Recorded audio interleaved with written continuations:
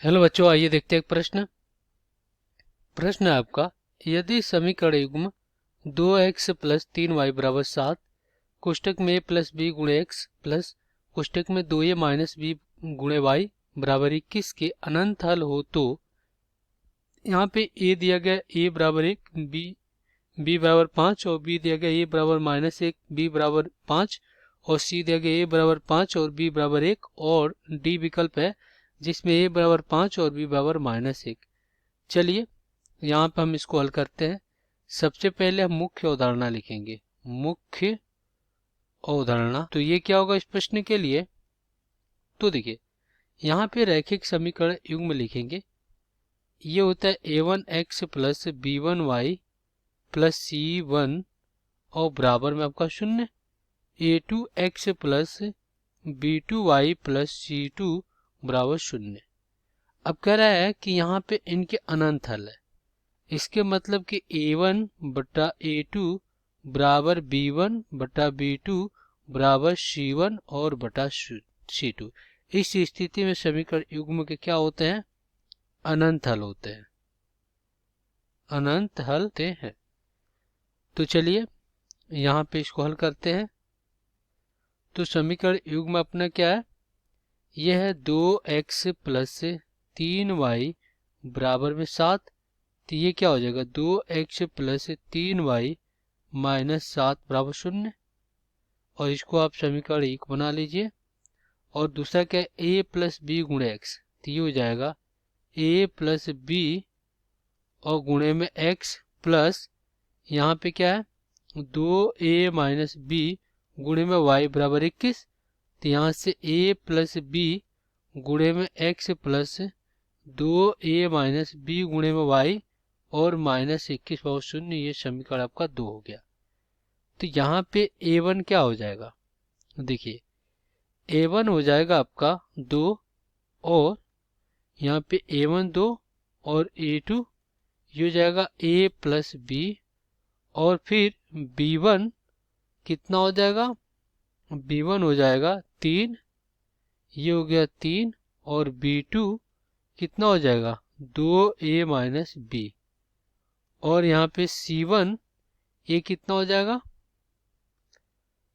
c1 हो जाएगा -7 और c2 क्या हो जाएगा -21।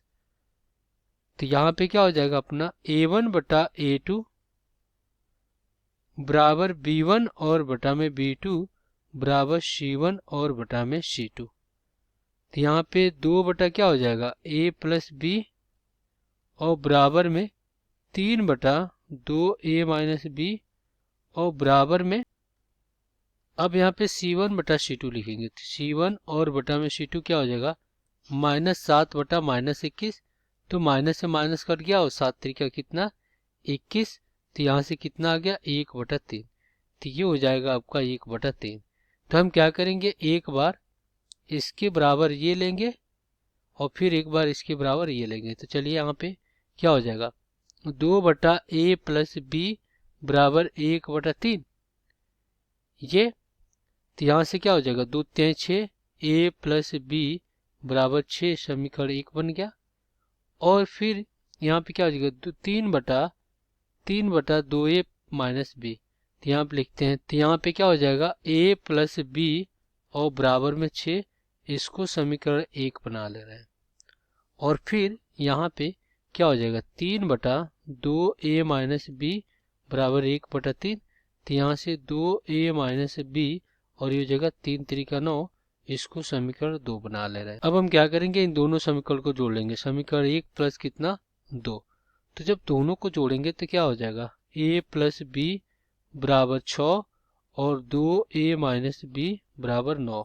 तो यहाँ पे जब दोनों को जोड़ेंगे तो ये कट जाएगा, 3a बराबर 9 6 कितना हो जाएगा 15 हो जाएगा। तो यहाँ से a बराबर कितना हो जाएगा 15 और बटा में 3, तो काटेंगे तो 5 3 15। तो यहाँ से a का मान कितना आ गया 5 आ गया। अब इस a का मान हम क्या करेंगे समीकरण 1 में रखेंगे। तो a प्लस बी बराबर कितना यहाँ पे 6, तो 5 और प्लस b और बराबर में 6।